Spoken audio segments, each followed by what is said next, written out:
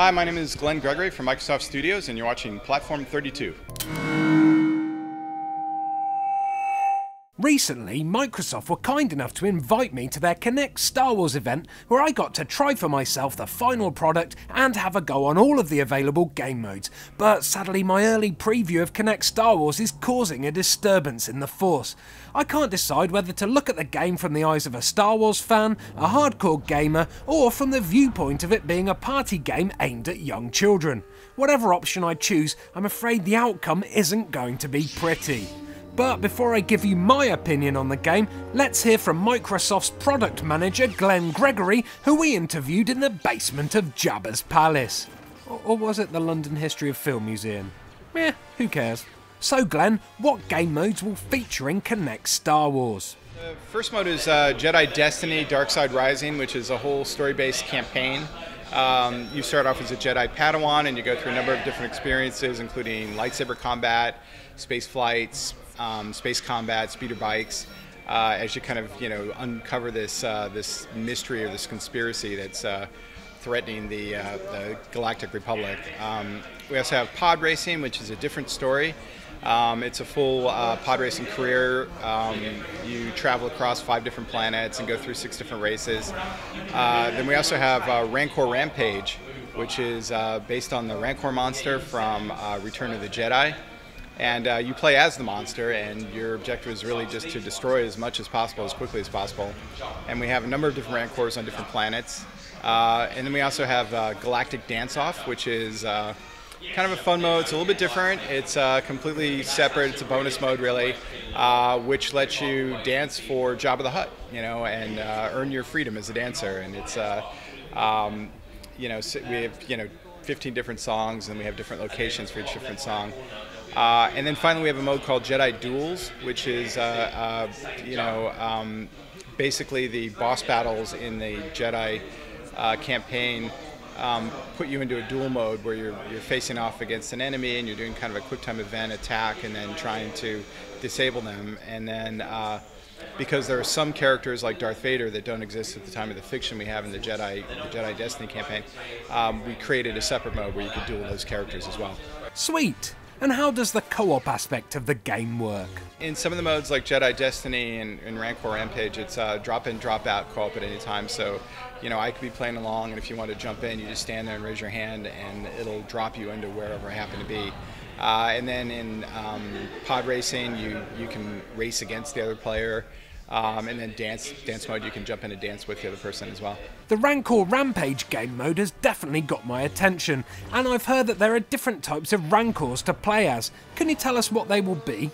I think everybody who's seen the movie is familiar with the one that Luke fights below Jabba's palace, but in the extended fiction, there's actually a lot of different Rancors that are native to different planets. So we thought it'd be kind of fun to show these different Rancors in their natural environments. So we have a bull Rancor, has this spiky tail that you can whip around. We have a Rancor that can fly, and then we have them on different planets. So we have one on Fallujah, we have one on one in Theed, and then obviously the one that the first Rancor that Luke fights is on Tatooine, and he gets to destroy Mos Eisley.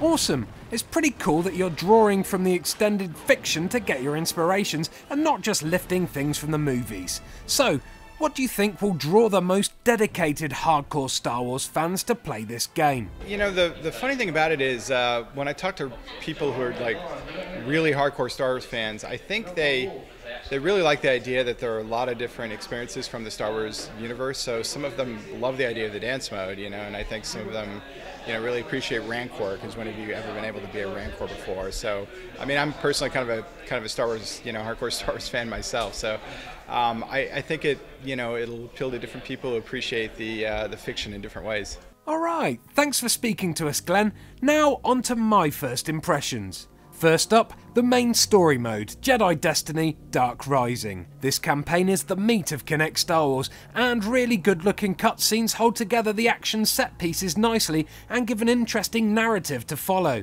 I thought that the cutscenes appeared far too much though. Obviously it's to give people a rest from all the physical movements, but the short bursts of action and multiple movies mean the game didn't have a good flow to it. This game is also blighted by the usual unresponsiveness of Kinect, and I often had to repeat movements such as jumping 2 or 3 times before the game recognised my gesture. Lightsabers too are not that responsive, they vaguely follow the way you swing, but the sensitivity is nothing like what you would get playing a sword game with something like the Wiimote Plus. In fact, waving your arm randomly does just as much good as trying to be precise with your swings. Force throw is great, I loved picking up enemies and lobbing them, although it did seem a bit laggy between your throw motion and the throwing action on screen, which could be a bit confusing. In 2-player co-op it cuts the screen in half vertically, and this can really disorient you as it cuts down your field of vision dramatically. Despite these problems though, I did have fun with it, although I was hoping for a much more beefy gaming experience. Pod racing was quite a disappointment for me. I was expecting it to be a really exciting addition to the game, but it's ruined by assisted steering. Anyone who's played Kinect Joyride will be familiar with this. You don't actually need to steer at all, the game does it for you. Your steering only affects the pod a little bit, and I finished half a lap without even moving my arms once. Thrusting your hands forwards to boost though is really cool. The viewpoint changes and you feel like you're shooting forwards at immense speeds, but this increases the driver assist even more to the point that you don't control the pod at all. It's very clear that the lack of control here is to do with Kinect's lack of responsiveness. Without it, the pods would probably be impossible to race at the speeds they go, but the virtual hand-holding takes away a lot of the fun. Oh, the dancing game. Really? Why? I literally do not have the words. This here is a video of stormtroopers dancing to a song about joining the Empire, to the tune of the YMCA. Just watch this and try not to feel angry if you're an adult Star Wars fan. Let's get ready to go. It's conscription, but I'm sure you will find many ways to have a good time. Why did they do it? Putting the YMCA song in there instantly rips the gamer straight out of the Star Wars universe and throws them into some sort of low-budget cabaret act from Butlins. This here is Star Wars Holiday Special territory. Seriously, the Star Wars fan in me just shoved a lightsaber through his frontal lobe and burnt his brains out. Yes, it picked up my dance moves well, but come on, there are a million dance games for Kinect. We don't need a Star Wars one. Ugh. Next. Imagine fighting a lightsaber duel against Darth Vader, the most powerful Sith in the whole galaxy and the world's most awesome bad guy. Sounds cool, right? Every Star Wars fan's ultimate fantasy, right? But what should have been immense turns out to be a very repetitive, quick-time based mini-game. You dodge, you kick the bad guy away, and then you chop away for as long as it takes for this cycle to repeat again and again, until you wear their health down, at which point your battle moves to another room and their health increases, and then you repeat the actions again and again. It got boring quickly and it was easy to memorise exactly what you needed to do to win. I switched my brain off, defeated Darth, and felt a little bit dead inside. Finally, Rancor mode. This is definitely the most fun. Picking up people and throwing them is cool, you can even eat them, which is great. By performing jumps you can fly into the air and crush buildings, or you can pull off a kind of ape running movement to make the Rancor charge head first through all the buildings. Completing challenges for points and trying to beat your high scores and cause as much damage as possible makes it very easy to have just one more go, but again it has the same responsiveness problems as the main campaign, which can make your attempt at a high score much more based on luck than skill. So then, depending on who you are, my preview will mean different things. Are you a serious Star Wars fan looking for that ultimate Jedi experience that you've longed for since 1977? A hardcore gamer who wants a mint Kinect action game? Or are you a young child or a parent of a young child who likes Star Wars because it's got lasers and robots and bright colours and stuff? If it's the latter, it does the job well. Kids will have fun with it, sure. In fact, young boys under the age of 12 will probably love the bantha doo-doo out of it. But carbon copying other games like Dance Central and Kinect Joyride and slapping a Star Wars paint job on it doesn't really make for a groundbreaking game. In fact, it just seems lazy. As a hardcore gamer, the mechanics are too sloppy and the Kinect still isn't responsive enough to deliver the kind of experience I would have wanted. And as a Star Wars fan, well, there are not enough swear words in the world to convey my shock and disgust at the lazy Star Wars dance game that's been shoehorned in, presumably just because Kinect does dance games good. Kinect Star Wars is a game for kids, and that's where the problem lies for me, and I suspect legions of Star Wars fans and dedicated gamers.